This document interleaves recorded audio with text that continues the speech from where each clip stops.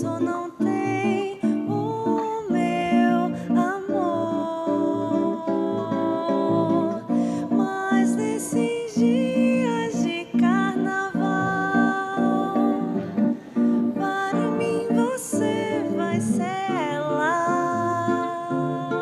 o mesmo perfume, a mesma cor, a mesma rosa amarela. Mas não sei o que será quando chegar a lembrança dela e de você apenas está a mesma rosa amarela.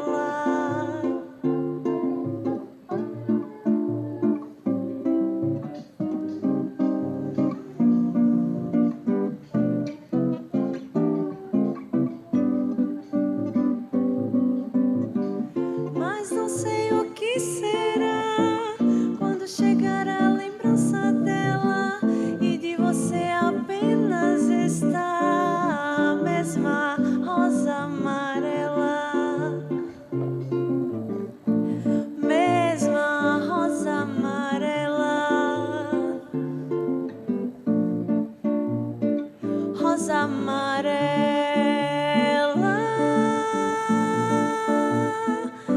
Amarela.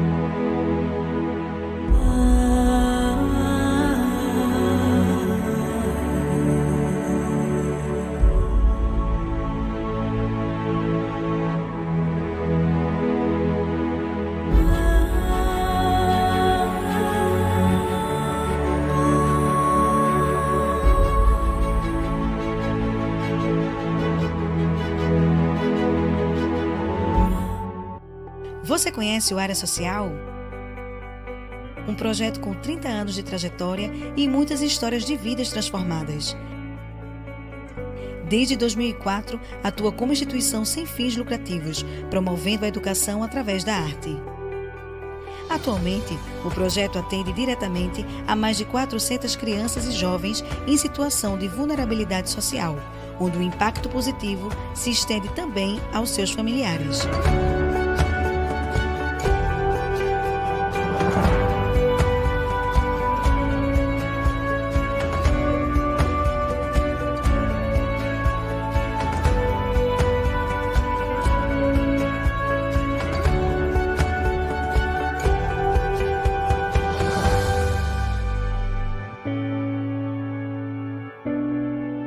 Área Social, 30 anos.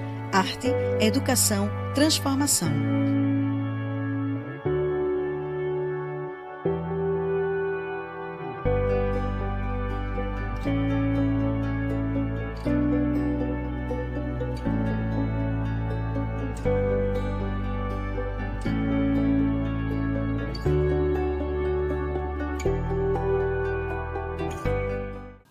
Muito boa noite.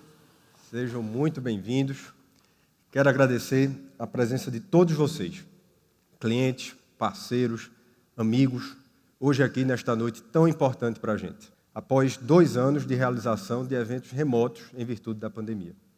Estamos imensamente felizes em estarmos aqui de volta ao Teatro Rio Mar, nos confraternizando com todos na 24ª edição da Agenda TGI, neste ano com o painel 2023. Este evento é uma co-realização da TGI Consultoria e da revista Algo Mais, e conta ainda com a parceria do Grupo Calas, Media Out of Home, e do projeto Área Social, que acabou de fazer essa belíssima apresentação inicial. Nesta 24ª edição da Agenda TGI, teremos a esperada apresentação sobre o balanço do ano de 2022 e as perspectivas para 2023 para o mundo, o Brasil, Pernambuco e o Recife, conduzida pelo sócio fundador da TGI, Francisco Cunha. E teremos também a apresentação de mais 2 cenas do grandioso espetáculo Capiba, Pelas Ruas Eu Vou, que acabamos de conferir. É uma homenagem ao mestre Capiba e aos 30 anos do projeto Área Social, que é o seu idealizador. Como vimos no vídeo, o Área Social é responsável pela transformação de muitas vidas. Uma instituição sem fins lucrativos, o projeto promove a educação por meio da arte. São mais de 400 crianças e jovens em situação de vulnerabilidade social atendidas pelo projeto. O musical tem direção da fundadora Cecília Brenan e direção musical da maestrina e vice-presidente do projeto, Rosemary Oliveira. A produção conta com pelo menos 30 integrantes formados pelo Área, que em meio a canto e dança, sob a coreografia de Ana Emília Freire, realizam de forma espetacular a apresentação. A direção teatral é do ator pernambucano Tuca Andrade. Agradeço mais uma vez a participação de todos vocês e convido agora ao palco Francisco Cunha para dar início à sua apresentação. Uma boa noite e um ótimo evento.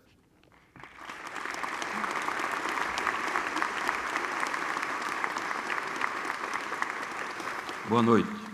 Quero dizer, como completando o que Fábio disse, que é uma satisfação enorme para nós, depois de 2 anos fazendo essas apresentações de forma remota, voltar ao convívio e a tecnologia é boa, mas o calor humano é melhor. E vamos tratar do tema principal desse nosso encontro de hoje, que é a apresentação sobre perspectivas para o mundo, Brasil, Pernambuco e o Recife, abrilhantado por trechos desse maravilhoso espetáculo Capiba.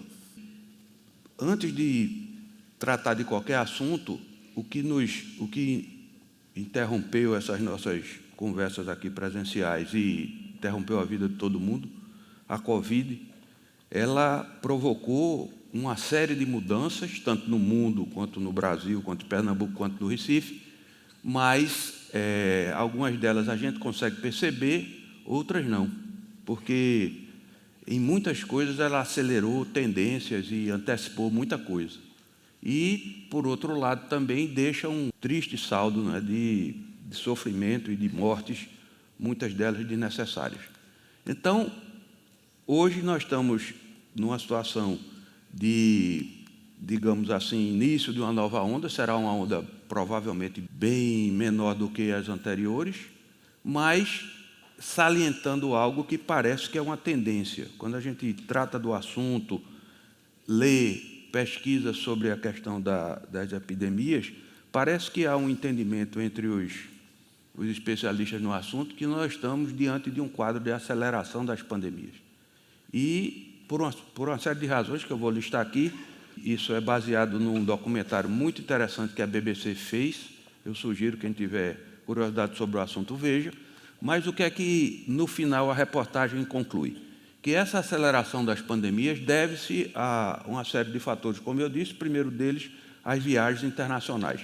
Em 50 anos, nós quadruplicamos a quantidade de viagens internacionais e isso faz com que um patógeno surgido em determinado local, ele se transmite imediatamente para outro, numa viagem que, mesmo na pandemia anterior, levava algum tempo, hoje é questão de algumas horas para sair do lugar de origem para outro lugar e criar uma situação pandêmica, como nós vimos com o caso do vírus SARS-CoV-2.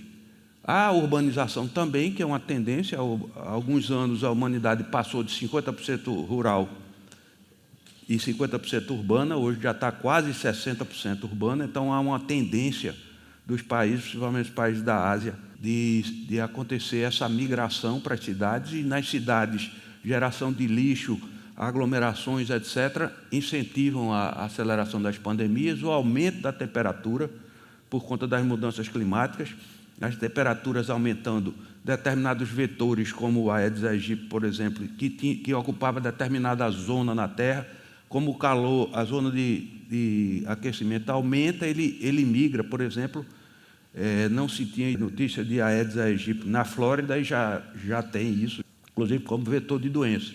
E na Europa também, por conta desse aumento da temperatura da terra.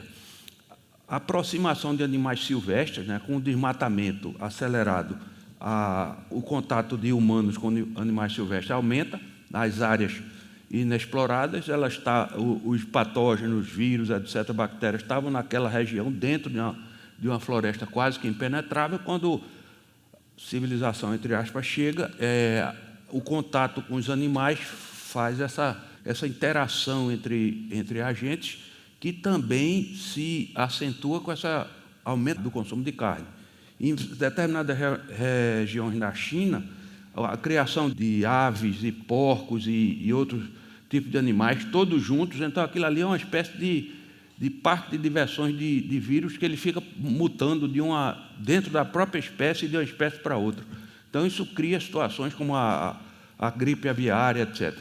A vacinação mais difícil, porque à medida que vai aumentando a população, vai ficando mais difícil produzir vacinas, e foi um esforço fenomenal. Isso vai entrar na história da humanidade, o esforço que foi feito para a vacinação da Covid contra o vírus SARS-CoV. Conseguiu-se, num curto espaço de tempo, não só produzir a vacina, como administrá-la praticamente na população inteira do mundo, mas isso é uma coisa que vai ficando cada vez mais difícil. Esse esforço todo não dá para fazer toda vez. E falta de estrutura de saúde, ou dificuldade de estrutura de saúde em muitos desses processos de urbanização, principalmente. Bem, nós estamos diante de uma nova cepa, de uma nova mutação, que é a BQ1.1. Bom, não sei exatamente como é essa denominação, mas o fato é que estamos diante de uma nova cepa. E diante da necessidade da vacina bivalente, que é essa que já deveria ter chegado no Brasil para fazer face a combater essas novas mutações. Então, o que vai ser necessário agora é quem tomou a quarta dose vai tomar a quinta dose e a sexta, a sétima, à medida que o vírus ele é novo na espécie humana e ele está ainda se adaptando. Eu entendo, do que eu li e do que eu pesquisei como leigo, que o interesse do vírus é permanecer vivo e não matar o hospedeiro. Então, ele tende a ser cada vez mais contagiante e cada vez menos letal. Só que ele está aprendendo ainda. Acho que é isso que está acontecendo com ele.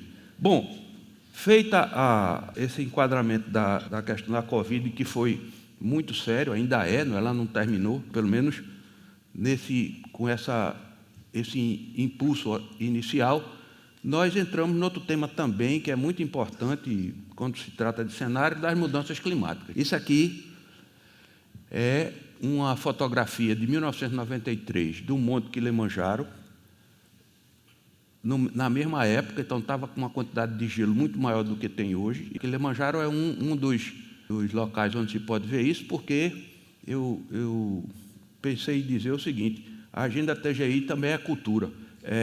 Nós temos aí Nas Neves do Kilimanjaro, um filme de 1952 com Gregory Peck e Ava Gardner. É um filme maravilhoso. Quem gosta de cinema, não teve a oportunidade de ver, por favor, veja. E, pela primeira vez, assim, de forma intensa, a cor, e fala dessa coisa justamente do Monte Kilimanjaro. É esse monte aí, na África. Então, essa quantidade de gelo vem reduzindo, não só lá, mas, de um modo geral, isso é evidência de que os recursos da Terra estão sendo utilizados de uma forma que não permite a recarga. Então, hoje, a gente tem esse entendimento, quer dizer, essa entidade que eu vou falar aí, ela faz essa contagem. Precisamos de 1,6 planeta para suprir a nossa demanda atual, mas só tem um planeta. Então, todo ano, o que é que está acontecendo? Os recursos vão sendo exauridos. Se a gente não consegue repor os recursos, eles vão sendo exauridos, principalmente os recursos finitos, né? Sobretudo os finitos. Então, esses são os dias de sobrecarga da Terra, calculado por essa ONG, a Global Footprint Network, que desde 1970 calcula a data em que os recursos utilizados na Terra eles se esgotam. Se precisaria de um complemento para poder ser reposto. Então, em 1970 foi 9 de dezembro, em 80, 10 anos depois, foi 4 de novembro, Em 90 foi 11 de outubro, 23 de setembro, no ano 2000, 7 de agosto em 2010 e esse ano 22 de julho. Precisaria de mais outro meio mundo para poder repor o que a gente tira. E é interessantíssimo esse estudo feito pela Global Footprint Network, que ela calcula o seguinte, aqui, olha, eu vou assinalar, dia 12 de agosto, o Brasil consumiu os seus recursos. E nós temos aqui como primeiro país a esgotar seus recursos, no dia 10 de fevereiro, que é o dia, por acaso é o dia do meu aniversário, foi o Catar. Então, o Catar, lá hoje, onde a gente está tendo a Copa, foi o primeiro a esgotar os seus recursos. O Catar tem muito menos recursos do que outros países, como, por exemplo, o Brasil, né? Não tem floresta, é deserto, etc. E o país que mais tarde vai consumir os seus recursos é a Jamaica, em dezembro, no dia 20 de dezembro. Esse mapa mostra como estamos usando os recursos além da conta. E isso tem repercussões enormes sobre o clima que a gente vê aqui. Esse ano foi um ano histórico de seca no hemisfério norte, com efeitos dramáticos. A gente vê aqueles incêndios todos, inclusive na Inglaterra. Chegou, pela primeira vez na história, foi registrado 40 graus no Reino Unido, temperatura recorde. Então, isso está acontecendo, é aquecimento em determinados locais e excesso de frio em outros. Quer dizer, esse desbalanceamento está acontecendo e está cada vez mais evidente que isso é resultado da ação humana. A situação de estiagem extrema afeta a agricultura, indústria e comércio de importantes economias globais na Europa, Estados Unidos, China e Índia, por exemplo, uma reportagem do dia 28. Então, a gente vê situações dramáticas, como, por exemplo, no rio Reno e rio Danúbio, que secaram de um modo tal que impediu a navegação. Nós temos, na América do Norte, essa situação do rio Colorado. A gente vê aqui, ó, o lago, esse lago Mead, em 2020 e 2017, como tinha mais água do que em 2017, como tem lá 20 e 22, muito menos, de 17 e 22, muito menos. Então, há uma tendência de seca, e esse desbalanceamento é seca para lá e desbalanceamento aqui. Por exemplo, na nossa zona da mata, esse ano tem chovido o dobro do que normalmente chove no período de inverno. A situação da Ásia, o rio Mekong, por exemplo, seca tremenda no rio Mekong, levou a corte de energia e água racionada no Vietnã. O rio Mekong é enorme, eu tive a oportunidade de andar nele, é um rio enorme, um rio como o São Francisco, e custa acreditar que aquilo ali esteja secando. E na África, por exemplo, temos situações extremas, né? Pior seca em 40 anos, que pode estar se prolongando até dezembro. Previsões apontam o risco de catástrofe humanitária na Etiópia, Quênia e Somália.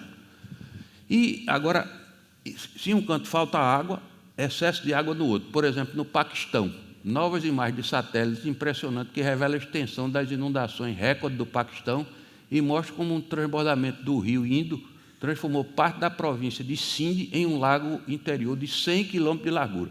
O rio, como é uma planície, o rio transbordou e fez um lago de 100 quilômetros de largura. Então, a gente tem isso aqui, ó. Em agosto de 2021, um ano atrás, nós tínhamos aquilo lá no rio e agora temos um lago aqui. Toda essa parte azul é água, que choveu demais. Foi impressionante os filmes feitos de celular dessas enchentes. É coisa impressionante. Leva tudo, leva carro, leva casa, leva tudo. Bom, e outra coisa também, outra evidência, o aquecimento global. Pela primeira vez, a Groenlândia vê extenso derretimento em setembro. Groenlândia é gelo em cima da terra. O Ártico é gelo dentro do mar. Aquela história, você bota um cubo de gelo num copo com água, chega até determinado ponto de transbordar, mas mesmo que o gelo derreta, não transborda, porque aquele volume já está ali dentro. Todavia, se você já tiver com um copo quase transbordando e botar um cubo de gelo dentro, ele transborda. Por quê? Entrou aquela água de fora. É a mesma coisa se a gente vai ver derretimento de geleira em cima do solo. Se o derretimento de geleira em cima do solo, aquela água vai para o mar, a tendência do mar é subir. É isso que está acontecendo na Groenlândia e na Antártica também. Bom, nós tivemos recentemente a COP27 na cidade de Sharm el-Sheikh, no Egito, e eu vi os comentários dizendo que avançou-se pouco, embora tenha se criado o fundo, autorizado a criação do fundo de ressarcimento para os países vítimas de catástrofes climáticas que não tenham condições de resolver o seu problema sozinho. Foi criado isso aí, mas só criado, não definiu a forma de capitalização desse fundo. O avanço foi esse, enquanto não se tratou da questão de emissão de gás carbônico, nem outras metas importantes. E, esse ano também, nós atingimos 8 bilhões de habitantes. Então, nós temos um cenário mais de projeção de alta dessa população dobra. O cenário do meio, o cenário da média, passa para 11, 12 bilhões. E, no cenário de baixa, para 8 bilhões ficaria aqui. Esse aqui de baixa não vai acontecer, isso é certo. Provavelmente o que deve acontecer é esse do meio, porque à medida que a urbanização vai acontecendo, nas cidades a quantidade de filhos é menor do que no campo. Não sei porquê, mas é. Então a gente deve ter alguma coisa em torno de 12 bilhões. O que é que vai acontecer? Essa linha em vermelho é o percentual de aumento da população por década. Então a gente vê esse aumento da população deve chegar em torno de 0,1%, e deve chegar a alguma coisa em torno de 11, 12 bilhões no final do século, 12 bilhões de pessoas. Então, imaginemos que hoje a gente está em 8 bilhões. Para chegar em 12, é um acréscimo de 50%. E hoje os recursos estão sendo exauridos de forma tão extremada, imagine quando forem 12 bilhões. Então, nós estamos diante de uma situação muito grave do ponto de vista das mudanças climáticas. A cidade do Recife mesmo é uma das cidades que mais deve sofrer por conta dessas mudanças. Essa questão das mudanças climáticas é um fato portador de futuro de grande importância que a gente tem que acompanhar, deve acompanhar com toda a atenção, pensando em questões de décadas, né? Amanhã realmente não vai encher, mas isso vai progressivamente aumentando. Nós estamos na 24ª edição do lançamento da nossa agenda e dessa apresentação que eu faço.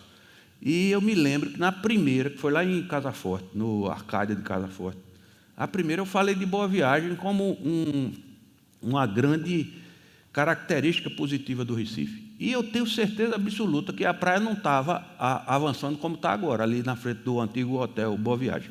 Aquilo ali não existia, não. Eu tenho certeza absoluta. Então, 24 anos atrás não tinha aquilo. 24 anos na frente a gente tem e piorando, né? Porque o mar vai avançando. Mais uma boa notícia, já que a gente falando de grandes hecatombes, a gente fala de uma coisa positiva, que foi a NASA fez um teste de desvio de um asteroide, mandou uma nave lá, a nave bateu e mudou a rota dele. Então, isso é uma coisa, primeira vez na história que isso acontece, porque a gente tinha sempre essa... Eu sonhei várias vezes com um meteoro chegando. Pelo menos eu vou agora sonhar com eu acho que vou sonhar com ele sendo desviado, né? É com um meteoro chegando e um tsunami. É o que eu sonho. Dramático. Bom, mas ela bateu lá e tirou ele de órbita. Então, isso é uma coisa fantástica, porque se conseguiu desviar um meteoro, se descobrir que o meteoro vai se chocar com a Terra, é possível tentar desviá-lo, pela primeira vez na história da humanidade. Então, essa é a boa notícia. A má notícia seguinte é a guerra da Ucrânia, né? Nós não devíamos, nesse tempo agora, ainda estar diante dessas situações que a gente vê na televisão. Que coisa dramática, né? E ainda por cima, com graves repercussões do ponto de vista energético, por exemplo, em relação à Europa. Quer dizer, tem toda aquela confusão, medidas de retaliação comercial e econômica, etc., contra a Rússia. A Rússia vai e fecha o gasoduto. Inflação na zona do euro deve ter nova alta e as frequentes interrupções de fornecimento de gás da estatal russa Gazprom reforça o temor de escalada de preço. Quer dizer, já escalou o preço, já escalou. Eu pedi a Renier, que ele foi recentemente na Europa, ele disse, hoje o aquecimento passou por muitos lugares que o aquecimento é a lenha, vai ser a lenha. Ou seja, além de acabar com o resto das florestas de lá, a volta a lenha como combustível de aquecimento. Isso é uma tendência dessa disputa que está se dando, e a Rússia fechando o gás para a Europa e vendendo para a China. E a China, como sempre, comprando barato, comprando o gás barato, é evidente que tem uma relação comercial aí. E Putin ainda ameaçou. Ele estava lá, teve que recuou recentemente, teve um recuo enorme, e ele danou-se e fez uma declaração dizendo que podia usar arma atômica. Ele deu a entender que podia usar arma atômica. Tem um nomezinho, é a arma atômica ali, localizada. Só que não loca, explode ali e vai embora para todo que é lugar. E abre uma escalada, ele vai atacar a OTAN. Então, a União Europeia, Estados Unidos e o próprio Papa condenaram a ameaça nuclear que ele pronunciou. Ele chegou a pronunciar, ou deu a entender. Bem, então nós estamos diante dessa situação que, do ponto de vista econômico, rebate em termos de inflação. Então, nós tínhamos uma inflação que foi decorrente da pandemia, porque desorganizou as cadeias logísticas no mundo inteiro, criou problemas, principalmente na China, porque ela tem a política de tolerância zero com Covid e fecha a cidade. Agora mesmo eu estava lendo ali, antes de entrar aqui, e eu fico ali atrás lendo, né? Porque se eu entrar aqui e disser uma coisa, alguém vai dizer, não, não é mais não, porque saiu outra coisa diferente, aí fica desagradável. Mas aí, o que é que eu vi? Que a cidade de Guangzhou, 3,7 milhões de pessoas, a população da região metropolitana, está de quarentena. Eles chamam lá, fecha. Não passa para um lado para o outro, fica ali dentro. O fato é que ele trava isso, por exemplo, se der no porto, ele para o porto, se der na fábrica, ele para a fábrica. Então, isso desorganizou a logística internacional e, além disso, criou, aí até você junta essa desorganização, a guerra da Ucrânia, que afeta a produção de grãos e a distribuição de grãos, porque a Ucrânia é um grande produtor de grãos, tem a questão das medidas restritivas à União Soviética, também não compra da União Soviética, aí fica essa confusão, inflação subindo.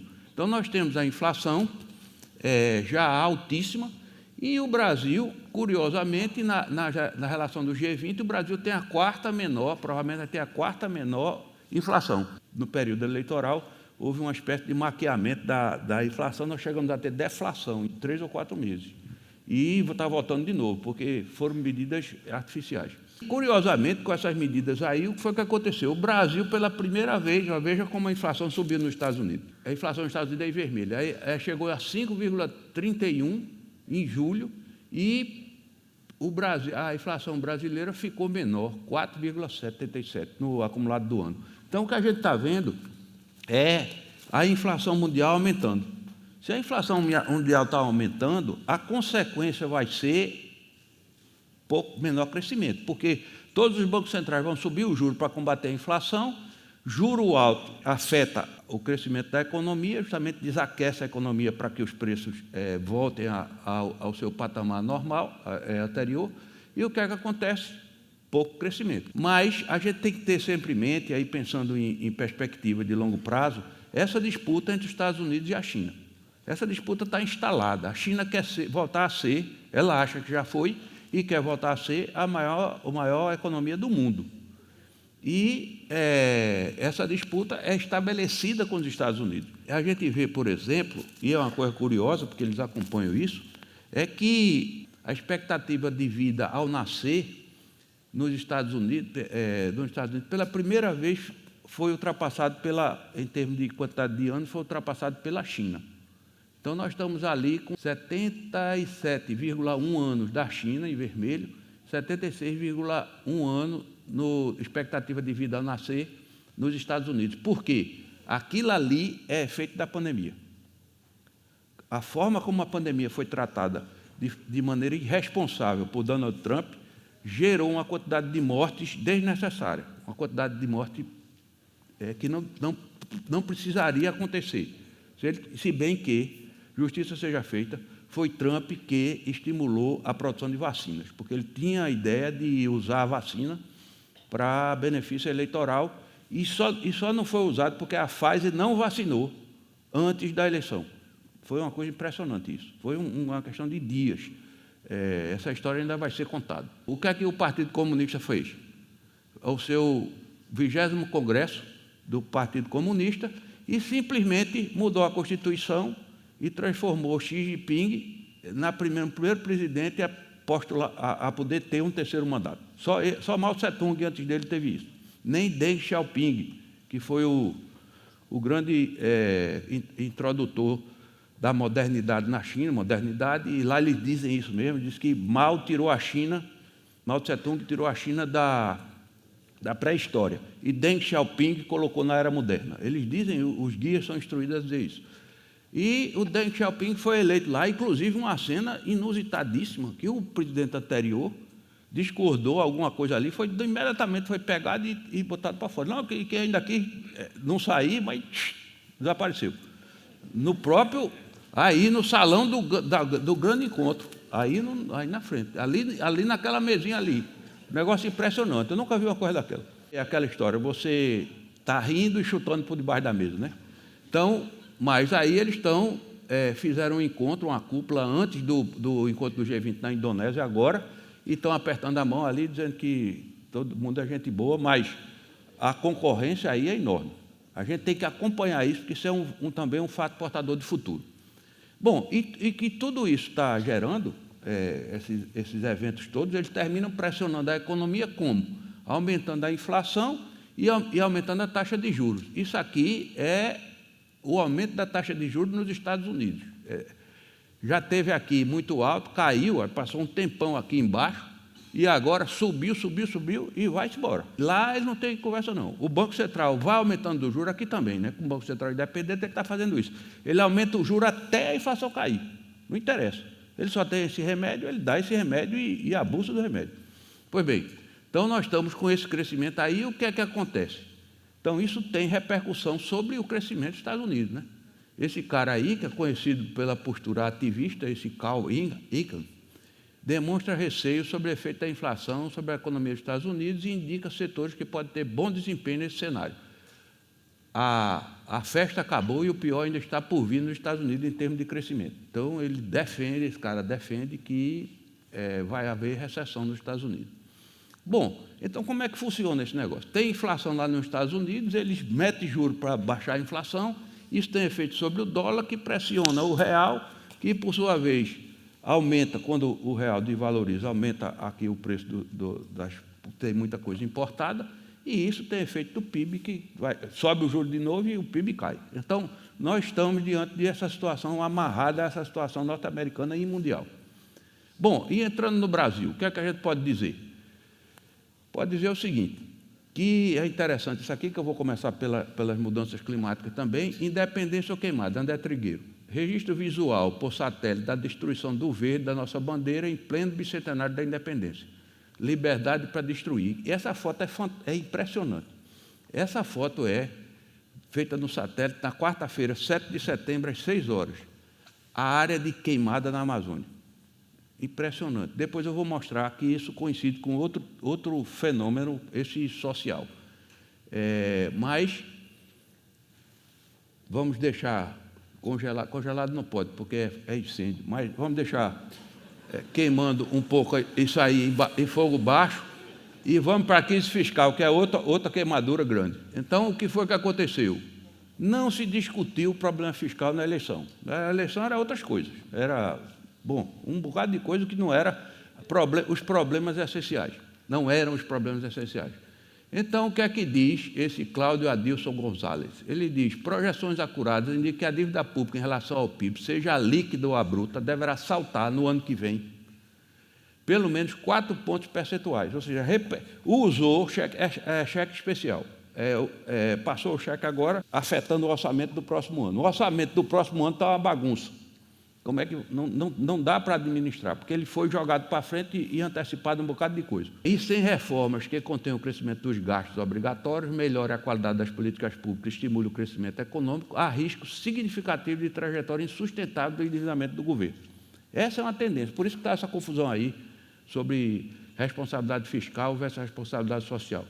Mais do que fugir da bomba, presidenciáveis prometem medidas tolas, inviáveis e sem significância material. Não falaram durante a campanha sobre isso. Aí está estourando agora, na transição. A fatura para 2023, corte de impostos e aumento de gastos, deve ter um custo de mais de 300 bilhões para as contas do governo no ano que vem, jogado para frente. Aonde? Teto para ICM sobre combustível, energia elétrica, telecomunicações, etc., aumento do custo de vida, Auxílio Brasil, precatórios, desoneração do IPI, reajuste do funcionalismo. Tudo vai acontecer para o ano. Aí tem um efeito de cerca de 300 bilhões por essa conta aí. José Paulo Kuffer, ele diz o seguinte, juntamente com a retomada plena da circulação de pessoas e mercadorias, sob a proteção da cobertura das vacinas, a atividade econômica está sendo vitaminada por pesadas injeções de recursos com origem em programas sociais temporários.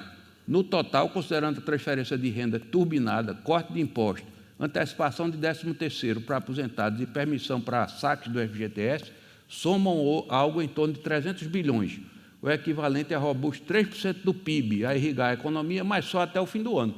Foi tudo isso jogado na economia, tanto é que houve um crescimento do PIB maior do que o esperado, mas está datado para acabar. 31 acaba.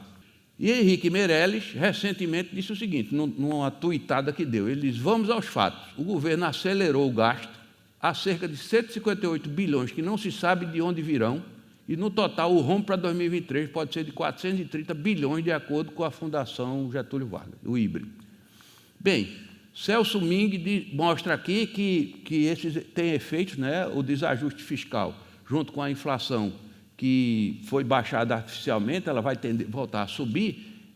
Qual é o remédio? Assim como o FED lá, o Banco Central aqui, aumenta o juro. A gente viu aqui, chegou em 2, a Selic chegou em 2, e a escadinha lá para 13,75. Estabilizou em 13,75, mas o Banco Central já disse, se precisar, aumenta mais. Então, está lá em cima. O custo do dinheiro está altíssimo, porque essa é a taxa básica. Pois bem, como é que a gente vê a Selic na história? A gente vê ali, o governo Lula subiu e baixou, o governo Dilma baixou muito, depois teve que subir. Temer começou a baixar, chegou com patamar de 6,5, depois com o Bolsonaro chegou em 2, agora está em 13. Voltou para o mesmo ponto lá, talvez o mais alto. Tudo isso num ambiente social dramático, potencializado, turbinado pela pandemia. Então, nós temos hoje, segundo estimativa, nós vemos isso em todo canto por aí, 33 milhões passam fome no Brasil atualmente, aponta essa pesquisa. Ao todo, são 125 milhões de brasileiros nessa condição, 159 milhões, quer dizer, de insegurança alimentar, 159 milhões de insegurança leve, 31 milhões de insegurança moderada e 33 milhões de insegurança grave, em situação de fome. É por isso que o governo da transição e o próprio Lula enfatizam essa questão da responsabilidade social. Por quê? Ele foi eleito pelos pobres. Ele tende a querer governar para os pobres, ou pelo menos dar uma atenção especial aos pobres. Então, a gente está nessa situação aqui, que vai ter uma situação de fome que dobrou nas famílias com crianças menores de 10 anos, que é mais dramático ainda, porque é nessa idade que mais ainda que a criança precisa se alimentar. Apenas 4 de 10 famílias têm acesso pleno à alimentação. É muito dramático isso. E não é por acaso toda essa questão que se colocou, o Celso Ming diz o seguinte, o Brasil ficou mais pobre. O crescimento medíocre dos últimos anos no Brasil se agravou com a pandemia. Entre 2019 e 2021, o orçamento familiar de 9,6 milhões de pessoas recuou para a linha da pobreza, como aponta o estudo Mapa da Nova Pobreza do Centro de Políticas Sociais da Fundação Getúlio Vargas, aquele FGV social. O ano de 2021 se encerrou apontando 62,9 milhões, 29, né, quase 30% da população total, com renda per capita de até R$ 497 mensais, que corresponde à linha internacional de 5,5 dólares por dia, ajustado por paridade de poder de compra, o maior nível da série histórica iniciada em 2012, que significa que 62%, quase 63%, de pessoas com renda domiciliar per capita de R$ 497, ou seja, 5,5 dólares. 60 é uma quantidade enorme de gente. Termina vendo isso em todo canto, aqui na nossa cidade. Esses números mostram que é preciso uma política de Estado para reduzir a pobreza, o que não se consegue apenas com distributivismo social. Em estudo recente, o Banco Mundial indicou que o que precisa ser feito para o Brasil acelerar o crescimento econômico e recuperar o progresso social, entre as ações propostas, estão política para aumentar a produtividade e formação de força de trabalho do futuro, fortalecimento do sistema de saúde, políticas para acelerar a inclusão financeira e digital da população vulnerável, aperfeiçoamento da gestão de recursos naturais com garantia de acesso às terras e melhora nas ações de transferência de renda. Isso é o Banco Mundial que está dizendo. E essa conclusão é de Celso Ming. Isso demonstra que, nesse momento, a batalha contra a fome e a pobreza é mais importante do que a batalha pela igualdade. É preciso dar comida a quem está com fome. Isso é essencial. Bom, e quando a gente pula para a eleição, o que foi que aconteceu? Guarda um pouco isso, como é que a gente trata essa questão aí? As eleições, se a gente pega os estados, estão em vermelho, onde Lula teve mais votos do que Bolsonaro, e os estados em azul, olhando do ponto de vista dos estados. Se a gente faz uma granulação por município, o que acontece é isso aí. Então, a gente tem aqui, o verde é 2018, e aqui é 2022. A análise por região é furada. Na vista geral, a esquerda ganhou muito terreno esse ano, ali, mapa azul e vermelho, em comparação com 2019, mapa verde aqui. Então, o que está em verde aqui é Bolsonaro, o que está em azul ali é Bolsonaro, o que está em vermelho é o PT. Aumentou muito a quantidade de municípios onde o PT ganhou. Tem que granular para entender a sintonia fina onde estão os votos que faltam para daqui a um mês. Isso foi ainda em relação ao primeiro turno. Mas o que é que a gente vê aqui, e que é curioso aqui, do ponto de vista de política e meio ambiente? O mapa do desmatamento do Brasil, ao lado, aquele lá, distribuição de votos da eleição de ontem do segundo turno. E reparar o famoso arco do desmatamento. Aquilo ali que está em vermelho é a pressão sobre a Amazônia, que se chama de arco do desmatamento. É aquela região toda pressionada. E, curiosamente, é a região que vota em peso em Bolsonaro. Aqui, ó, em azul. Essa coincidência não é por acaso. Bem, o arco do desmatamento expressa em área desmatada, mas em votos para Bolsonaro. Veja o que acontece. Esta área aqui, que é o arco do desmatamento, coincide com aquela fotografia de satélite que eu mostrei antes. É onde o fogo está dando. Curioso isso aqui de observar que essa é a situação que a gente está vivendo. A Amazônia está em perigo. E por que isso é dramático? Bom, vamos falar um pouco de eleição e eu vou voltar para essa questão. A distribuição das cadeiras, o que houve? A legislação provocou a junção às federações partidárias. A Casa terá 19 representações partidárias, tinha quase 30. O menor número desde 2012. Cláusula de barreira e fim das coligações estimular esse julgamento. Isso é coisa positiva. Os partidos vão se juntar para federações porque tem a cláusula de barreira. No Senado, nós temos 4 vezes 3, 12, mais 3, 15. 15 partidos representados. Agora, veja que coisa dramática que aconteceu. Esse Rodrigo Constantino, cronista ele tem uma conta no Twitter, eu acho que ele é da Jovem Pan, né? Temos uma conclusão clara nessas eleições. A parte do país que mais recebe assistencialismo decide sobre a parte do país que mais produz para o PIB. Ele publicou esse mapa aqui. Ele publicou esse mapa no Twitter. Aí bota ali, o Nordeste é a Cuba do Sul, e o resto é o Brasil. Bom, mas isso aí está até engraçado. Mas veja que situação, essa postagem aí. Vamos respeitar os eleitores do PT, ou seja, vamos fazer um muro ali entre o Brasil que votou em Bolsonaro e o Brasil que votou em Lula, e mandar Dilma só para eles. O Nordeste não deveria existir, bando de ignorante morto de fome, que se vende por uma cesta básica e coisas do tipo. Isso é uma coisa dramática dentro de um país. Você, nordestino que votou em Bolsonaro, tem a obrigação de esmagar os nordestinos que votaram no PT. Tem que baixar o salário, fazer trabalhar como trabalho escravo, não pagar direitos trabalhistas, hostilizar na rua, passar com o carro em cima das pernas quando estiverem na sarjeta. Aí vem o rebote, a turma que só gosta de fazer graça. Nordeste será uma semana de folga para se recuperar depois de carregar a democracia nas costas. Está explicado porque sempre que é o Nordeste que ganha as Olimpíadas de Matemática, Física, Astronomia e História. E, de fato, ganha muito por aqui, não sei exatamente por quê. Bom, mas fechado esse parênteses, que é dramático e terrível, uma parte do país pense, a outra isso, entramos na transição de governo com o Geraldo Alckmin, esse camarada aqui, Floriano Pesaro, no processo administrativo, a coordenação dos núcleos temáticos de Mercadante, são 28 grupos temáticos, quase 400 pessoas, Gleisi Hoffmann, Relações Institucionais, e Janja, na preparação da posse. Bom, está armado aí o esquema da transição. E o bom é que a gente vai ter uma transição fashion. Eu nunca imaginei, eu já imaginei muita coisa, nem nos meus piores sonhos, que Alckmin ia usar uma meia dessa. Mas ele está usando, o que mostra que tudo evolui, inclusive a meia do vice-presidente. Aí entra a questão.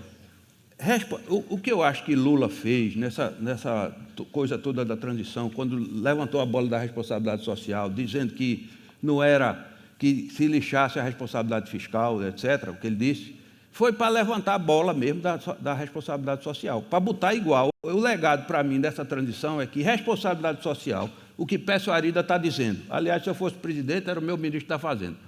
Responsabilidade social e fiscal vão juntas, não há oposição. Para o economista, países que olharem mais para um dos lados da equação tiveram problemas. Lógico, você não pode ter responsabilidade social se você tem responsabilidade fiscal, porque vai dar inflação, juro alto, o pobre vai se lascar. E nem pode ter responsabilidade fiscal em detrimento do social, porque aí fica a turma morrendo de fome aí. Então, essa é a questão que tem que equacionar os dois. Por isso que está essa confusão toda da chamada PEC da transição. Fernando Gabeira disse o seguinte, ainda no primeiro turno: a principal conclusão, mesmo antes do resultado final das eleições, continua válida. O ano que vem será difícil, esse que vai entrar. Não só pelos problemas econômicos, crise energética, eventos climáticos extremos, mas também porque ainda discutiremos algo que parecia sepultado para sempre, o perigo de um conflito nuclear. O doido lá disse que, se brincar, ele solta uma bomba atômica. O mínimo de sensatez nos convida a baixar a bola e enfrentar a nova fase com uma visão construtiva, sem ódio e radicalização artificial, porque numa conjuntura tão ameaçadora é preciso, pelo menos, economizar dificuldades. Eu achei muito bem colocado isso. A gente está procurando dificuldade quando tem um bocado de coisa para resolver.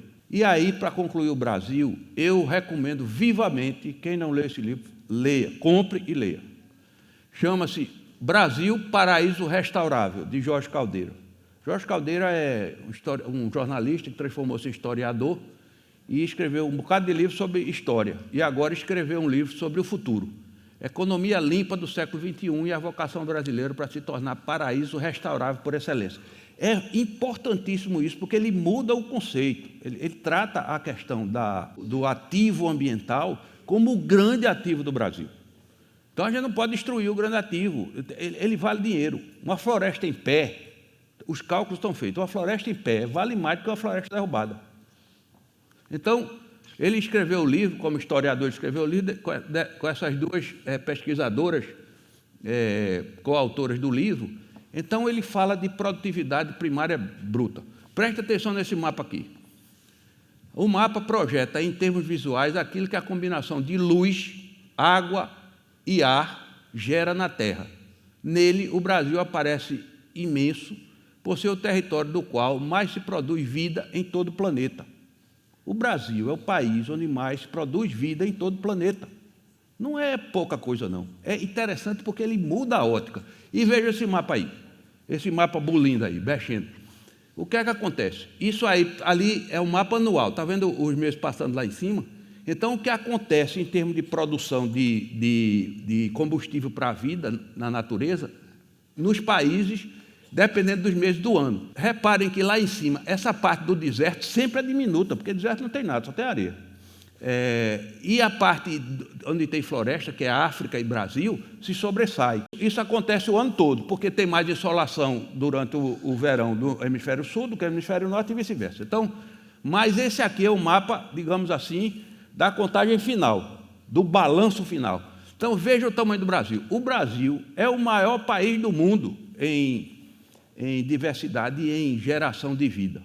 Isso é a coisa que vale, na medida em que a gente está caminhando para observar aquela coisa toda. A Terra está sendo explorada mais do que tem capacidade de regenerar. Então, o Brasil é o grande país, porque é o maior de todos, é o país mais maior do que a Rússia. Olha a Rússia lá, Sibéria. Não contribui em nada, muito pouco. A Europa também, quase nada. Toda essa região aqui, mesmo a Austrália, nenhum país africano, ali tem um país no meio, não sei qual é. Mas o fato é que o Brasil é o maior país do mundo. Então, o que é que Jorge Caldeira diz? O Brasil, com tudo de ruim que aconteceu nos últimos 50 anos, ainda é uma das grandes economias do planeta. E olha que não tem muita dificuldade para ser a terceira ou a quarta. Não é o Lula que vai fazer isso funcionar ou não. É o planeta que está organizando uma economia, e isso vai ser bom para o Brasil. Veja o que ele diz. Lula acabou de falar na COP27, e o que ele está dizendo? Gente, vamos transformar a Amazônia em fonte de equilíbrio do planeta, em fonte de renda para o Brasil. Tem dinheiro para fazer isso no mundo inteiro. Só o Fundo Amazônia são 3 bilhões de dólares que estavam aí e foram congelados porque o Bolsonaro não quis deixar usar. O mundo tem 40 trilhões de dólares de dinheiro ambiental para gastar no Brasil. É 20, 25 vezes o PIB. É muito dinheiro. Então, nós somos uma potência ambiental e temos que entender isso. Se a gente conseguir fazer isso, a gente consegue encontrar um caminho diante desses todos os caminhos que a gente tem experimentado nesses anos todos. Fica aí, daqui a pouco eu volto.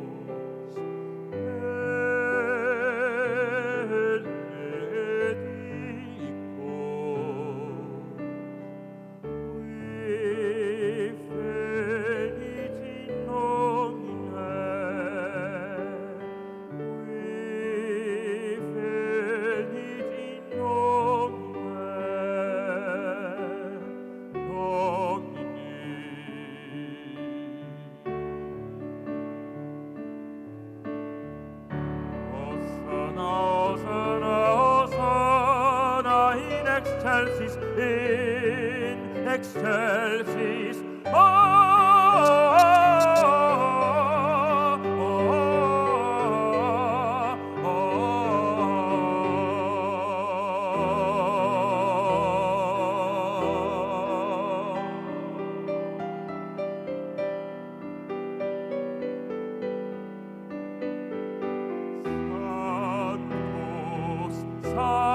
Sanctus Dominus Deus Sabaoth benissum celi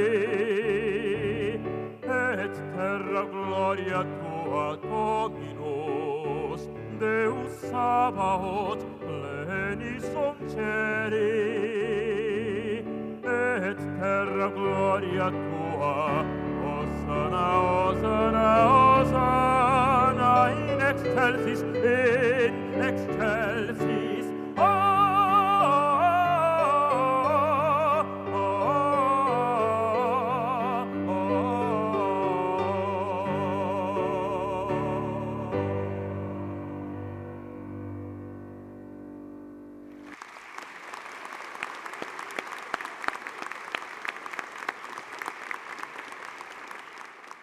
Sou eu de volta.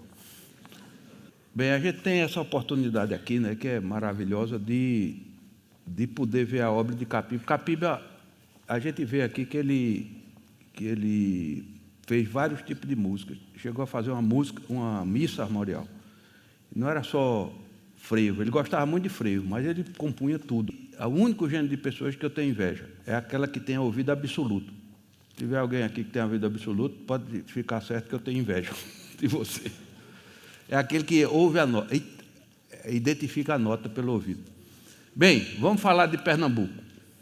Pernambuco tem uma coisa importante nessa passagem de governo que a gente tem que destacar. As contas públicas. Pernambuco chega ao seu menor endividamento em 21 anos. O Estado manteve os pagamentos, reduziu sua capacidade de investimento. Em 4 anos, esse comprometimento caiu de 53,18% em 2019 para 21,5% em agosto. Isso é uma coisa muito importante, porque o Estado está com o seu menor endividamento, talvez da história recente, e com a capacidade de crédito também restaurada. Então, a gente tem o menor endividamento dos últimos anos. Essas linhas azuis são percentual do PIB em termos de endividamento. A fonte é a Secretaria da Fazenda. Então, aqui em 22, até o segundo quadrimestre, estava 25,1%. Então, foi essa queda, a gente vê aqui, ó, teve o auge ali em 2015, começou a cair.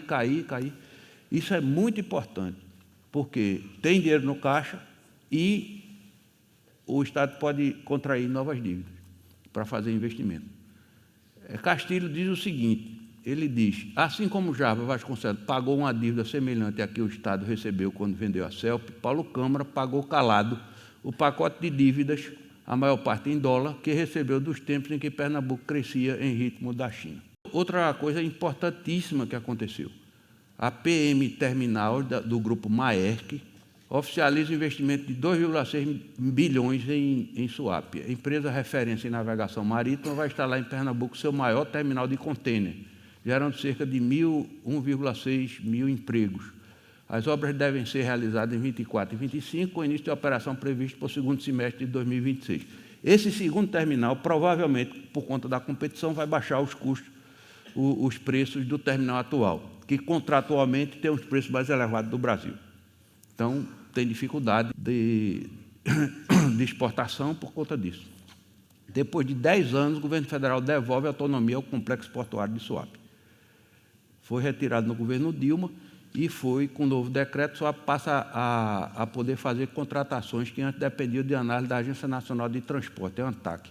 Então, de novo, restitui a autonomia, o que também é uma coisa muito positiva do ponto de vista de agilidade de operações, etc. E esse é Décio Padilha, que está cotado, inclusive, para a Secretaria da Secretaria do Tesouro. Quem assumiu o governo em 2023 terá a capacidade imensa de pegar empréstimo e alavancar a economia. Então, nós temos essa boa notícia. E eu sou suspeito para falar, porque eu faço parte da revista Algo Mais, mas essa série está muito boa. Se eu fosse vocês, eu não perdia, não. Sertão, o número 200, né? 200 meses a favor de Pernambuco. Isso é o lema atual da revista. Então, a gente tem, cada região do estado foi tratada, e a última foi a Zona da Mata. Estão muito boas as matérias, a revista também está muito boa. Como eu disse, eu sou suspeito, mas se eu fosse vocês, eu assinava. Bem, brincadeiras à parte aqui, Pernambuco, nós fizemos uma proposta e aí, com o apoio da Algo Mais e o apoio da Rede de Gestão, nós construímos uma proposta para os candidatos ao governo, mandamos para todos os candidatos, reforçamos, encaminhando para Raquel Lira, que é o seguinte: depois de muitas discussões e muitas produções de diversas especialistas em Pernambuco, chegamos à seguinte conclusão, pensando na visão de longo prazo. Essa visão começa pela importância da ciência, tecnologia e inovação, do incentivo a isso, articulado com empreendedorismo dinâmico, reforço ao empreendedorismo dinâmico e reforço da gestão pública eficaz. Isso só pode ser desenvolvido com a ciência, tecnologia e inovação. Não é possível avançar além do que se tem se não se tiver articulação adequada com a academia, com os institutos de pesquisa, com o que trata de ciência e se produz em termos de ciência no Estado. Então, isso deve ser o local de onde parte a motivação para aperfeiçoamento, tanto da gestão pública quanto do empreendedorismo. E isso se articula, se estabelece por aí um ciclo virtuoso. Educação de alta qualidade, infraestrutura adequada e sustentabilidade ambiental e climática. Então, esse foi o quadro que a gente montou, como eu disse, depois de diversas discussões com especialistas, e chegamos ao entendimento da seguinte visão, 2037. Por que 2037? Porque em 2037 o Recife vai fazer 500 anos. É a primeira capital brasileira a fazer 500 anos. Não é a cidade mais antiga do Brasil, é a capital mais antiga do Brasil. Em 2037, quando o aniversário de 500 anos do Recife, Pernambuco será um estado mais próspero e com mais qualidade de vida e justiça social, se adequando às exigências das mudanças climáticas, mas tirando o máximo proveito da maior exposição ao sol no semiárido e do excesso de ventos no litoral, na geração de energia limpa e mais barata para o desenvolvimento. Claro que nem tudo é completamente dramático só. O fato da mudança climática estar acontecendo e ter efeito, como a Terra gira nessa direção aqui, e o continente americano está aqui, quando ela vai fazendo isso aqui, a pressão é nesse sentido. Então, o mar vai subir mais aqui, por conta da pressão dessa direção, de ventos e tudo, do que em outros locais. Então, vai subir e vai afetar o Recife. Todavia, esses ventos aumentam na costa E isso permite geração de energia eólica offshore, aquelas grandes pás dentro do mar. Então, a gente tem essa extraordinária possibilidade, olhando o futuro aí, de ter mais sol na região do semiárido e mais vento no litoral. Essas duas coisas juntas são capazes de gerar energia absolutamente limpa. Por isso que essas plantas de hidrogênio verde querem se instalar aqui, porque veem que aqui é um local potencialmente de grande capacidade de geração de energia para gerar o desenvolvimento. Então, essa visão, aquela ali é a parte simplificada. Aqui ela está por extenso. Em 2037, quando é o aniversário de 500 anos do Recife, Pernambuco será um estado mais próspero e com mais qualidade de vida e justiça social, por meio de um empreendedorismo privado reforçado e dinâmico e de uma gestão pública mais eficaz, suportados por ciência, tecnologia e inovação de ponta, em estreita articulação com as universidades públicas e privadas locais e por uma educação de alta qualidade em todos os níveis. Sem educação, nada se faz. Com uma infraestrutura adequada às exigências do desenvolvimento, além de sustentável do ponto de vista ambiental e climático. Não só se adequando às exigências das mudanças climáticas, mas tirando o máximo proveito da maior exposição ao sol no semiárido e do excesso de ventos no litoral, na geração de energia limpa e mais barata para o desenvolvimento. Isso aí é resultado, como eu disse, de uma série de discussões, mas isso aí a gente ofereceu aos candidatos e ofereceu à governadora eleita. Porque a gente entende, a gente trabalha com planejamento desde que começamos, que sem uma visão é muito difícil você trabalhar. Vai em que direção? Você quer o quê? Vai apontar o quê para frente? Se não está claro isso, e nunca esteve claro, que eu saiba, nem para o país, nem para o Estado, também não para a cidade, para o Recife, mas é muito importante ter. Então, nós estamos sugerindo, é claro que isso é uma sugestão, e considerando a realidade do desafio de uma gestão de 4 anos, para a qual a governadora foi eleita, a gente sugere o seguinte desafio, na gestão 2023-2026, preparar as bases para um salto de qualidade capaz de adequar o modelo de desenvolvimento estadual às novas e acentuadas exigências político-econômicos, sociais e ambientais, nacionais e internacionais, a gente viu tudo aquilo que tem reflexo aqui, decorrentes da pós-pandemia, da nova geopolítica mundial e das mudanças climáticas aceleradas. Também fizemos essa sugestão de conteúdo de natureza estratégica, de formulação estratégica para orientar a ação de hoje, né? Bom, e sobre o Recife, para finalizar? O Recife teve, em 24 horas, num dia de março, mais da metade da chuva de março, num dia. E depois, 2 dias depois, a mesma coisa de novo. Então, nenhuma cidade suporta isso. Isso já é uma evidência do nosso entendimento. Esses eventos, que eram eventos que aconteciam de 50 e 50 anos, passaram a acontecer mais ou menos de 10 em 10 anos, que eu me lembro que houve uma dessa um tempo atrás, e agora está acontecendo quase que de ano a ano. Então, isso é muito sintomático de que estamos sofrendo, inclusive essa barreira aí que caiu foi dramática, morreram quase 100 pessoas, eu acho, na região metropolitana, 300, né?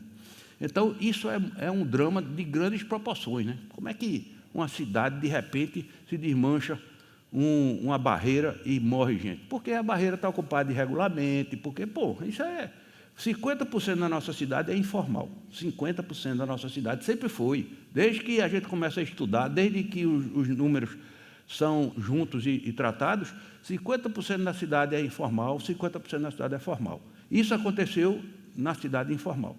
Então, é dramática essa situação e precisa ser tratado. Eu, como faço parte do Conselho de Desenvolvimento Econômico e Social da cidade, sou conselheiro, SEDES, eu acompanhei o drama que a prefeitura viveu, que o prefeito viveu em particular.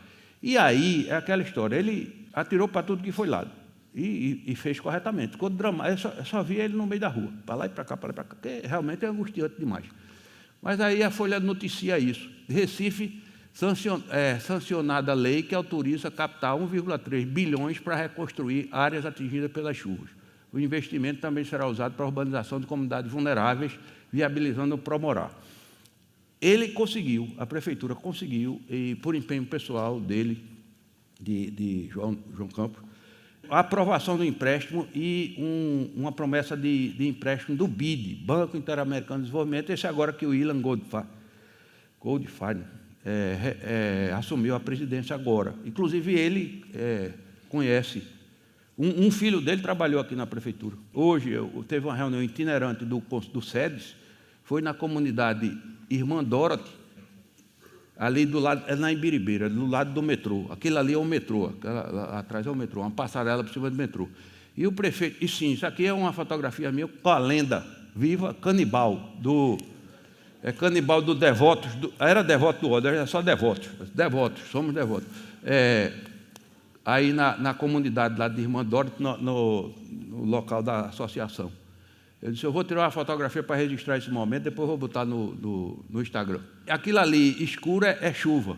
Então, foi no meio da chuva. E eu me esqueci do guarda-chuva, eu sempre ando com guarda-chuva, me molhei todo, mas foi bom porque a gente conheceu toda a região, dramática, junto estão aí os conselheiros andando pelo meio das casas, junto do Parque dos Manguezais ali, aquilo está sendo aterrado, é um negócio terrível. É nessa comunidade que vai se começar a aplicação desses recursos. São quase 40 comunidades que serão objeto da alocação desse recurso. E isso é uma coisa muito importante, porque a gente está falando dos 50% da cidade informal. As regiões, tudo está sendo objeto de mapeamento, onde houver maior fragilidade, maior exposição a risco, vai ser investido esse dinheiro. Bom, e da cidade formal? Metade lá, uma no cravo, outra na ferradura. Na cidade formal, a gente tem, não sei quem teve a oportunidade de visitar o Parque das Graças. Quem teve a oportunidade de visitar o Parque das Graças aqui? É muito pouca gente, você devia ir todo mundo. Visitei lá no pé da ponte da torre. O que é que estava previsto para ser lá? Isso eu participei durante todo o processo, eu vou contar nas minhas memórias. Se eu um dia escrever as memórias, ela vai chamar a Batalha das Graças. Porque a gente conseguiu evitar que essa loucura fosse feita, que isso era uma ponte entre pontes, porque lá os prédios foram construídos na beirada, então tinha que fazer uma avenida por dentro do rio, 4 faixas de carro, uma loucura completa. E nós conseguimos fazer isso aqui. Os recursos que estavam destinados pela Caixa para fazer aquela avenida dentro do rio, a gente conseguiu transformar para via parque. O primeiro trecho já foi concluído, tem mais 2 trechos que vão ser concluídos até a outra ponte. Então, a gente tem isso aqui é lá, viu? Essas fotografias são reais. Está aqui os meninos, 11 horas da manhã, uns meninos lá brincando. Eu não sei como é isso, não. O sol dá gota na cabeça. As mães tudo debaixo da barraca e os meninos lá subindo nas capivaras. Aquilo ali é uma capivara de madeira. E as capivaras mesmo vieram. Eu acho que foi contratada. A prefeitura deve ter dado um cachê para essas capivaras. Eu não acredito em tanta docilidade. Olha os meninos lá. Outro dia eu fui lá, tinha um menino, os pais desapareceram, estava o menino chorando lá em cima. Eu subi para tirar o menino, não pode, mas eu subi para tirar o menino. Aí depois a mãe veio, porque tinha ido ali, o menino subiu. Bom, então as capivaras lá, isso acontece, é real. Tem esses brinquedos novos, são brinquedos que o menino acha a maior graça nisso. E a capivara mesmo, isso é fotografia do local, está vendo? A prefeitura, inclusive, está economizando com capinação, porque as capivaras estão comendo a grama. Quando sobe, daqui a pouco a grama está toda parada. E isso é uma parte do Parque Capibaribe. Eu já falei sobre o Parque Capibaribe, tenho falado sobre isso. É um tipo de projeto que vai revolucionar a cidade. Esse projeto aí foi construído daquela linha de ciência, tecnologia e inovação. Uma parceria da universidade, um convênio da universidade com a prefeitura, Universidade Federal de Pernambuco, que durante 7 anos produziu uma pesquisa que saiu com um projeto desse, um diagnóstico, um projeto de parque. Isso aí é o parque, é o Jardim do Baobá, que também eu recomendo que quem não conheceu, conheça. E essa possibilidade ainda, veja, o Recife com toda essa dramaticidade, ainda tem a possibilidade de, por meio do rio, que é um ovo de Colombo urbanístico, o rio é um ovo de Colombo urbanístico. Estava ali e a gente não via. Terminou, como foi que a gente descobriu? Porque ia andando para um lado para o outro, quando via, estava na beira do rio. Como é que passa para o outro lado? Não, tem que ir para o outro lado, não sei aonde. Aí lá vai a gente, não sei o quê, saía de novo para a beira. O que é que esse rio está fazendo aqui? Aí fui no mapa, quando a gente olhou, o rio corta a cidade no meio. O rio corta a cidade no meio. E mais do que isso, por conta desse negócio aqui, que eu vejo o que são as coisas. Eu vivia dizendo impropérios em relação a esse mangue aí pretado na beira do rio, porque não tinha, não. Isso é coisa de 20, 30 anos para cá. Eu dizia, isso é um absurdo porque não permite a visão do outro lado, não. Você não vê o rio. Todavia, a gente descobriu, por conta dessa pesquisa, que isso é um corredor ecológico. A capivara veio lá... De onde veio essas capivaras? Estavam morando na casa de alguém no Poço da Panela? Não. Elas vieram da várzea. Elas estavam lá na várzea, elas vieram andando. Essas capivaras, outro dia, estavam no Cabanga. Capivara apareceu lá na Cabanga, atravessando para a praia. Capivara tomando banho de mar. Por quê? Porque, através desse corredor que se criou aqui, os animais vêm. Vem pássaro, tem 30 espécies de pássaro. Outro dia eu vi um pássaro esquisitíssimo na jaqueira. O que é isso? É aquele que vem da beira do rio e vai para dentro, ou seja, começa a entrar na cidade. Bichos esquisitíssimos, tem uns bicão assim, nunca tinha visto. Esse rio aqui permite a conexão desses parques todos, os parques urbanos todos. Ali é a jaqueira, ó. Ali em cima é a jaqueira, ali é tamarineira, ali na frente, aqui na frente é caiara, para cá é caiara. Então, o rio, foi em torno do rio, porque o rio era a grande avenida da cidade. Depois que os carros começaram a surgir, todo mundo se voltou às costas para o rio. Mas o rio era... Tem casa ali ainda nas Graças, que a fachada principal está voltada para o rio. Das Graças não, do outro lado, na Benfica, que a fachada principal está voltada para o rio, porque o rio é a grande avenida. Então, a gente tem essa grande possibilidade de transformar o Recife, no aniversário de 500 anos, que é 2037, numa cidade-parque ainda. Uma coisa fantástica. O que é uma cidade-parque? Por que uma cidade-parque? Aquela primeira mancha ali verde é o rio Capibaribe dentro da cidade. Essa segunda ilustração, com a mancha em cima verde e a mancha embaixo verde, embaixo é o rio Tigipió e em cima é o rio Bibiribe. Se a gente pegar essas três bacias e fizer a mesma coisa que foi feito por Capibaribe, nelas duas, um projeto, a gente tem uma cidade que é só preencher o interstício entre uma e outra, que a gente tem uma cidade-parque. Como? Transformando em ruas parques, avenidas parques, praças, pocket parques, ou seja, pegando o verde. Se você olhar de cima, o Recife é 50% verde, mas só que esse verde está dentro das casas, e de vez em quando é derrubado. Uma coisa que hoje me dá mais agonia é quando eu estou em casa, aquela serra derrubando uma árvore. Derrubando a árvore. É uma coisa impossível. E que cidade-parque? Já foi estudado dentro do Parque Capibaribe. Uma cidade que seja mais inclusiva, uma cidade que seja mais saudável, uma cidade que seja mais pacífica e mais próspera. Então, isso a gente consegue, no âmbito dessas diretrizes, construir uma cidade-parque. E aí, já caminhando para o encerramento, no Hack and Play, eu fiz essa atividade de roteiro recosturador do centro do Recife, porque essa cidade-parque ela tem um centro, que é o centro do Recife, que está abandonado. Leonardo Dantas Silva diz o seguinte: andar pelo Recife é percorrer as salas de um museu a céu aberto. Ele disse que não disse isso, não. Eu disse, pai, eu li. Não disse isso não, daquele jeito dele. Não, isso não. Eu disse, peraí, eu fui procurar, botei o negócio, e agora?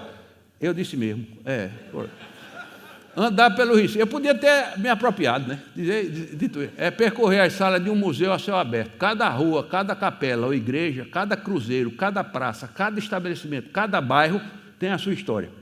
E é impressionante, porque no centro diz o seguinte, ó, isso aí existe lá, essa fotografia está lá, Primavera ainda está lá no mercado de São José. O centro, então, deve ser considerado um museu vivo da história do Recife. Isso foi eu que disse, foi ele não. E de Pernambuco, quando encontramos praticamente em cada esquina referências físicas e materiais de memória do passado mais antigo ao mais recente. E é impressionante, é praticamente em cada esquina. O problema é que essas referências estão dispersas pelo território, sem uma conexão definida e sem sinalização adequada. Urge promover a reconexão desse acervo fantástico para dar sentido de unidade aos bairros centrais da cidade. Então, o que foi que aconteceu? Esse é o mapa da cidade holandesa. Esse é o mapa da cidade barroca que sucedeu a holandesa. Essa cidade aqui foi começada a construir no século XVII por Maurício de Nassau, e a gente dá para ver que essa divisão de quarteirões, ela permanece, está vendo? É a única coisa, talvez, que permaneça do traçado original holandês é esse traçado de quarteirão. Então, isso aqui é no século XVIII. Esta cidade foi arrasada durante a Guerra de Reconquista. Derrubaram tudo, não ficou nada. Nenhum prédio holandês permanece em pé. Permanece em pé. Tem fundação, mas em cima não. E foi sucedida justamente pela cidade barroca, que é a cidade. Esses pontos vermelhos são igrejas. E na frente das igrejas tem uns pátios. Então, nesse mapa aqui de Douglas Fox, de 1906, a gente já tem praticamente aqui, esse mapa é muito mais detalhado, a gente tem Santo Antônio e São José e o bairro do Recife. Vejam que coisa curiosa. E aí, isso aqui é o bairro, uma ampliação do bairro de São José. Ele foi cortado. Ele foi cortado com a Avenida Guararapes, era um bairro medieval praticamente. E foi cortado no outro lado com a Avenida Dantas Barreto. Então a gente tem, e Joaquim Cardoso foi preciso nisso, ele diz o seguinte: Recife, ao clamor desta hora noturna e mágica, vejo-te morto, mutilado grande, pregado à cruz das novas avenidas. Pregado à cruz das novas avenidas. E as mãos longas e verdes da madrugada te acariciam. Então, o que foi que aconteceu? Com esses dois cortes, a cidade praticamente se desmantelou. Ela transformou-se naquilo que eu digo que é um centro, o centro virou um quebra-cabeça histórico desmontado. É isso que a gente tem lá hoje. Por isso ninguém sabe, vai da igreja não sabe como é que chega na outra. Por conta disso. Então, o que foi que me deu um estalo? Quando eu vi esse mapa e eu olhei assim, a gente tem que construir alguma coisa, ser recosturador desse centro. Então, comecei a observar o que é que estava lá, o que era aquilo em termos de instalação religiosa. Primeiro, o convento e a igreja conventual de Santo Antônio e a Capela Dourada, esse primeiro aí. Esse outro aqui é a Igreja do Paraíso. Esse outro aqui é a Matriz de Santo Antônio. Esse outro aqui é a Conceição dos Militares. Esse outro aqui é o Rosário dos Pretos. Esse aqui é a Igreja do Espírito Santo. Esse aqui é a Basílica e o Convento do Carmo. Esse aqui é a Igreja, a Ordem Terceira do Carmo, a Igreja de Santa Teresa. Esse aqui é a Igreja da Senhora do Livramento dos Homens Pardos, Livramento, com Catedral de São Pedro dos Clérigos, Basílica da Penha. Aqui, Igreja de Nossa Senhora do Terço. E aqui, a Igreja de São José do Ribamar. Vejam que não tinha nem a Matriz de São José. Dessas aqui, qual foi a única que desapareceu? Foi a Igreja do Paraíso. Foi derrubada para abrir justamente a Guararapes. Então, exceto pela Igreja do Paraíso, derrubada para a construção da Avenida Guararapes, todas as demais, erguidas nos séculos XVIII e XIX, continuam de pé.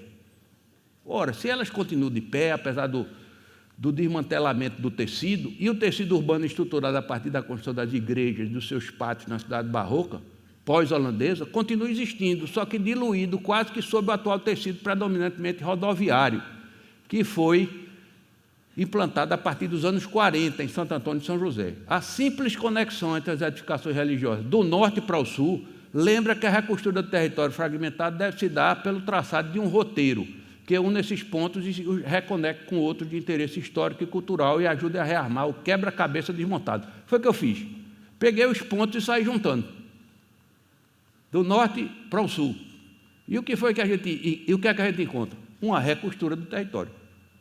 Então, eu disse, bom, esse aí é a chave de reconstruir o território. Aí comecei a andar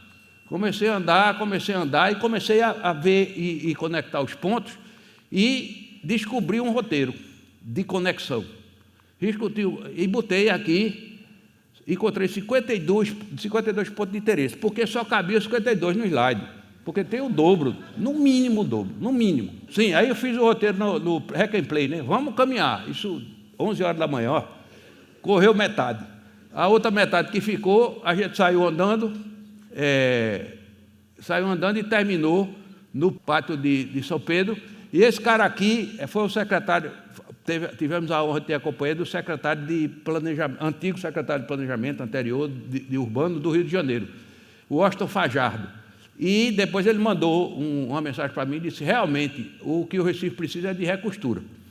Então, o início é ali, no início da rua do Bom Jesus, e nós descobrimos, né? Eu estava no meio de outro, mas descobri o lugar exato onde era a Igreja do Martírio, a famosa Igreja do Martírio. Olha ela ali, ó, no meio, derrubou tudo e ficou ela só.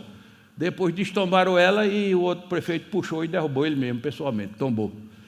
Eu encontrei a Travessa dos Martírios. que era justamente o lugar onde saía por aqui, ó. Isso aqui é o terço, isso aqui é de cima, mas é a igreja esse é o pátio do terço, a igreja do terço. Do lado da igreja do terço tem a Travessa dos Martírios, que dava de frente para a igreja, ó. Lá pelo mapa a gente vê, ela dava de frente para a igreja. É justamente nesse local aqui. Aí eu cheguei a encontrar a placa. Na primeira caminhada que eu fiz lá, eu encontrei a placa caída assim. Tive vontade de arrancar, mas aí eu podia ser acusado de estar me apropriando de bem público. Me arrependi tremendamente, porque quando eu voltei lá não estava mais. Eu devia ter levado, estava com ela hoje. Mas o fato é que arrancaram e não botaram mais, não sei onde é que está. Mas aí, veja, essa é a perspectiva da Travessa dos Martírios. Essa é a perspectiva. Aí o que é que eu acho que deve fazer? Eu sugeri à prefeitura, já fizeram os testes, fazer uma realidade aumentada. Lá na frente a gente bota a igreja. Quer dizer, você pelo celular já tem lá, no pé da ponte Maurício de Nassau, já tem um QR Code, se a gente consegue ver o Arco da Conceição. Eu acho que isso dá para ampliar e fazer para toda a cidade. E a chegada nesse lugar maravilhoso, que é o Pátio de São Pedro, é uma coisa absolutamente maravilhosa. Imaginem vocês que ele estava para ser derrubado pela Dantas Barreto. Foi Pelópio da Silveira que puxou mais um pouco para cá, para não... Pegou os martírios, mas não pegou o Pátio de São Pedro. Já pensou isso aí destruído? Iam fazer do mesmo jeito. E do Pátio de São Pedro, quando a gente termina lá, o ponto de chegada é lá, tem um poema de Mauro Mota que diz: domingo colonial imutável no bairro de São José. Vem da igreja a música do órgão e as vozes femininas de 2 séculos. Um voo de pomba acaricia o espaço quieto. O Espírito Santo baixará no pátio de São Pedro. É bonito isso, né? Uma realização que a gente fez esse ano. Isso aqui a gente conseguiu fazer a coleção Recife 500 anos, ainda com essa administração. Publicamos o Plano Recife 500 anos, Recife Exchange, Recife 5 séculos. Esse livro aqui eu vou fazer o possível para publicar para venda. Infelizmente não está para venda, porque o projeto não permitia fazer isso. Mas o Parque Capibaribe está ali, drenagem, e o último que saiu agora foi Compaz. Ainda temos 5 livros, porque até o final do ano, pelo menos, a parte digital a gente vai disponibilizar. Então, o acervo da CEP, quem quiser ter acesso digital, já está lá no acervo CEP, acervocep.com.br. É o acervo memorial de impresso, manuscrito, etc. Então, esses livros já estão disponíveis. A gente está fazendo a distribuição para os centros de pesquisa, universidade, etc., em determinados locais dessa coleção. E, bom, terminou o Recife, vou deixar aqui por fim, e eu vou pedir para, mais uma vez, o Área Social nos brindar com uma parte do show maravilhoso deles, Capiba. Pelas ruas eu vou.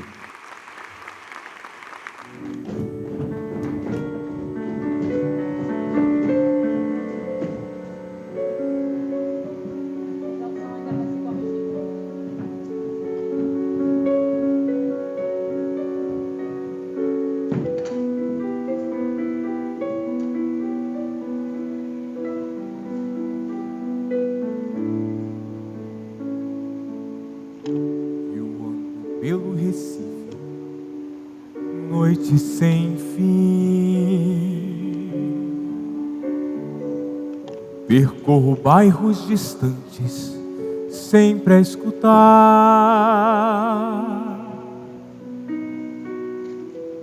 Luanda, Luanda, onde está? É a alma de preto a penar. Recife, cidade lendária, de pretas de engenho, cheirando a bambuê. Recife de velhos sobrados, compridos e escuros, faz gosto se ver. Recife, teus lindos jardins recebem a brisa que vem do alto mar. Recife, teu céu tão bonito, tem noites de lua pra gente cantar. Recife de cantadores, vivendo da glória em pleno terreiro. Recife dos maracatus, dos tempos distantes de Pedro I, responde ao que vou perguntar, que é feito dos teus lampiões, onde outrora os boêmios cantavam suas lindas canções. Recife, cidade lendária, de pretas de engenho, cheirando a bambuê. Recife de velhos sobrados, compridos e escuros, faz gosto se ver. Recife, teus lindos jardins recebem a brisa que vem do alto mar. Recife, teu céu tão bonito, tem noites de lua pra gente cantar. Recife de cantadores, vivendo da glória em pleno terreiro. Recife dos maracatus, dos tempos distantes de Pedro I, responde ao que vou perguntar, que é feito dos teus lampiões, onde outrora os boêmios cantavam suas lindas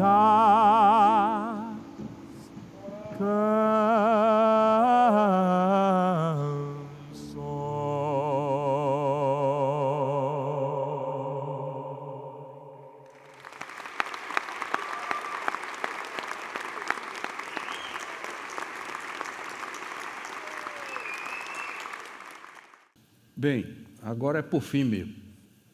Esse camarada aí é Auguste Comte.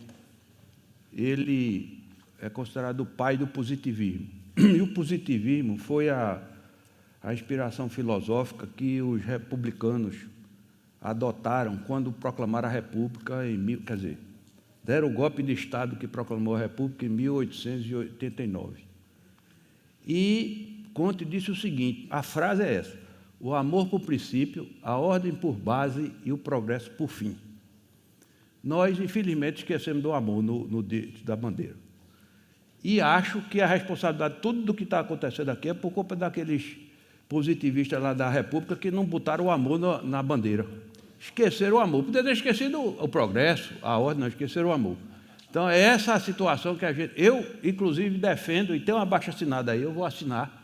Não tive tempo ainda de assinar para incluir o amor na bandeira do Brasil. O que a gente precisa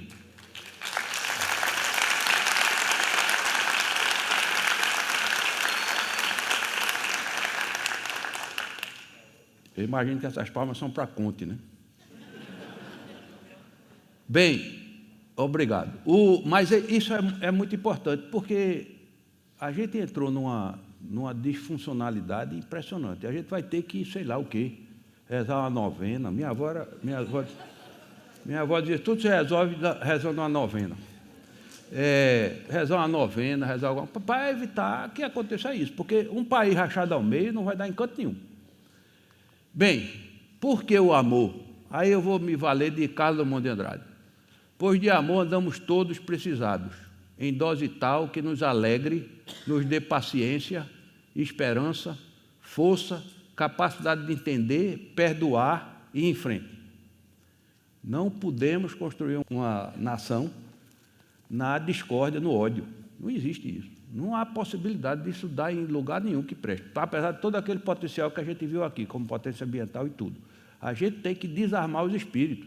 Se não desarmarmos os espíritos, não vamos sair de lugar nenhum. Vai ficar um derrubando o outro. O barco que afunda não é aquela parte onde está quem eu odeio, não. Só aquela parte, não. O barco vai afundar todo. O barco vai todo a pique. Não vou afundar só um pedaço do barco. Então, isso é muito importante. E aí eu queria concluir, eu queria pedir para vocês aguardarem, porque isso foi uma coisa muito sintomática. Acho que foi na última vez que a gente esteve aqui, ou uma vez anterior, eu coloquei aqui, acho que alguns devem se lembrar, a música Estão Voltando as Flores. A gente ia entrar numa recessão, antes da pandemia, a gente ia entrar numa recessão braba, e eu dizia que a gente tinha que pensar pelo lado positivo. Qual era o lado positivo? Nós estamos entrando no verão, e o verão é a época de flores no Recife. Assim como pode ser uma cidade de parque, deve ser uma cidade de parque florida. Por quê? Tem flores belíssimas. Então, coloquei aqui uma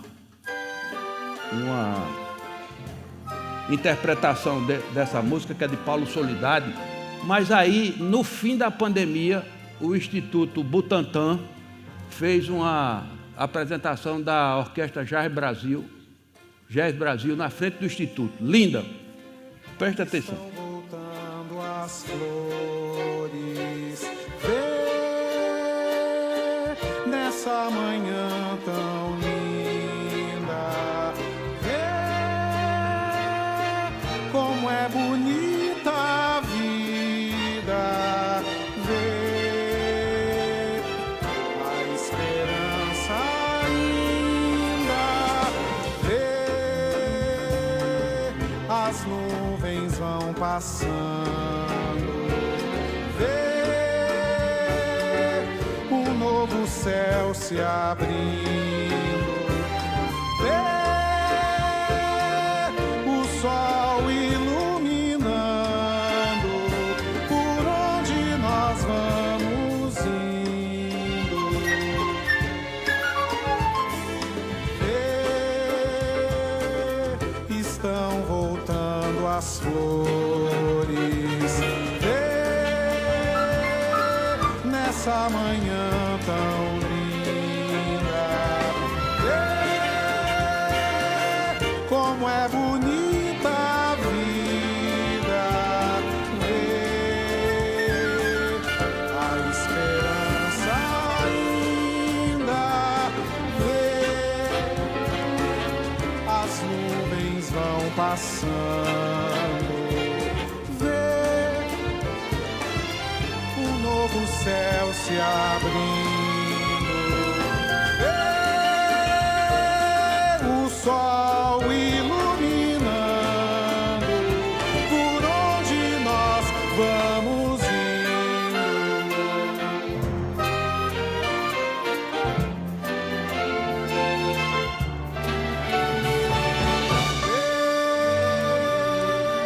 As nuvens vão passando,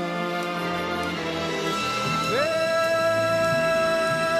um novo céu se abrindo, vê o sol iluminando por onde nós vamos indo, por onde nós vamos indo, por onde nós vamos indo.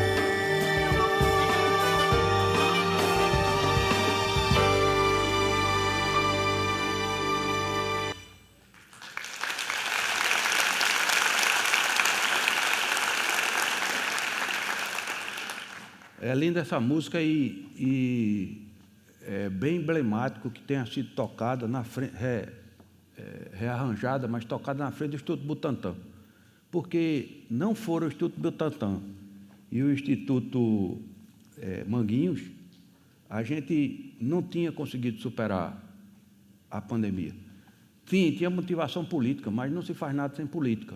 Quando o Butantan fez o acordo com a China, trouxe a Sinovac, aplicou a primeira vacina e forçou o Instituto Manguinhos fazer também a vacina. Então, essa música, tocada na frente do Butantan e arranjada desse modo, é um hino à vida, na medida em que a gente superou essa coisa dramática que todos nós vivemos. Todos nós tivemos pessoas na família que sofreram, faleceram, e isso não deve ser à toa.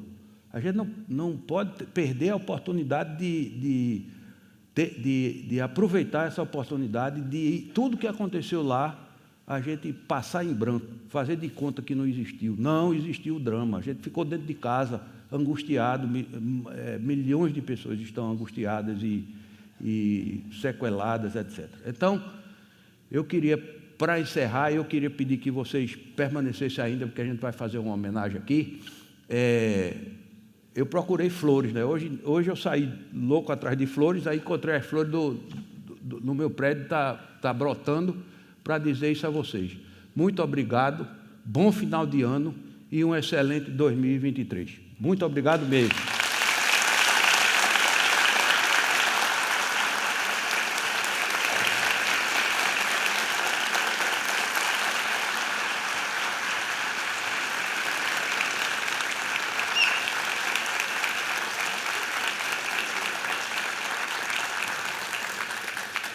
Eu queria fazer uma homenagem, aproveitar o final, fazer essa homenagem a Cecília Brenan. Fazer uma homenagem a Cecília pelos 30 anos do Área e pelo extraordinário espetáculo Capiba pelas ruas eu vou. Esperava por esse de jeito nenhum. Não foi Gostaria combinado, muito, muito de agradecer. E agradecer também a parceria que vocês têm com a área social, com a consultoria. Um agradecimento especial a Carmen Cardoso, pelo trabalho lindo, maravilhoso que ela tem feito, de ajudar os profissionalizar. E parabéns, Chico, foi belíssimo, me emocionei muito. Terminou com amor, com esperança, foi lindo. E com arte, né? Foi lindo ter cantado Cidade Lendária. Combinou bem, né? Combinou. Então, quero dar parabéns a todo o seu conhecimento também. Essa missão que você tem, incrível, né? Precisa de vários Chicos aqui em Pernambuco, no Brasil e no mundo, porque realmente estou bem impressionada com o que eu vi hoje. Obrigado. Parabéns. E graças a Deus, né? O amor, esperança, arte, cultura, educação. E o Brasil ainda tem jeito.